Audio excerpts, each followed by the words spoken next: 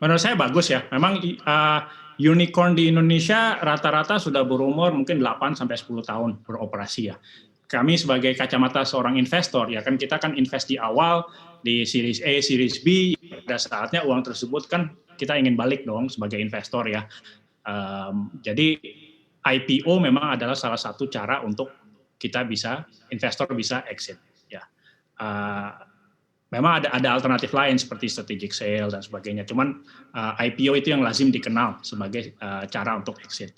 Jadi sebagai kacamata investor itu bagus. Kacamata negara karena itu kebanggaan itu juga bagus. Kacamata retail karena akhirnya orang biasa atau investor pasar modal bisa punya kesempatan untuk memiliki saham di unicorn. Jadi itu menurut saya dari segala macam aspek menurut saya IPO itu lebih banyak positifnya daripada negatifnya. Kalau negatifnya mungkin dari sisi kerepotan aja ya, karena menjadi perusahaan publik itu kan paperwork-nya ditambah, ekspektasi untuk kinerjanya juga bertambah dan sebagainya. Tapi menurut saya lebih banyak positifnya daripada negatifnya. Kalau untuk startup atau perusahaan-perusahaan secara keseluruhan, seperti apa Anda melihatnya di tengah pandemi ini dan juga apa saja nih tantangan yang dihadapi oleh para startup kita saat ini? Memang pandemi ini suka atau tidak suka merubah mungkin roadmap startup ya.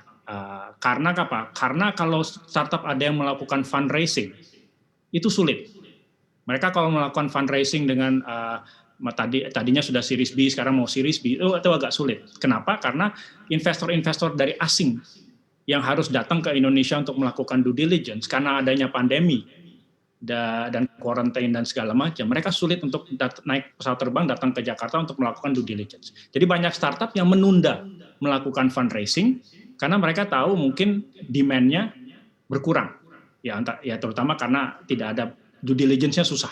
Jadi mereka menunda. Runway-nya yang tadinya mungkin 8 bulan, ya dipanjangin menjadi 16 bulan. Caranya bagaimana? Ya efisiensi.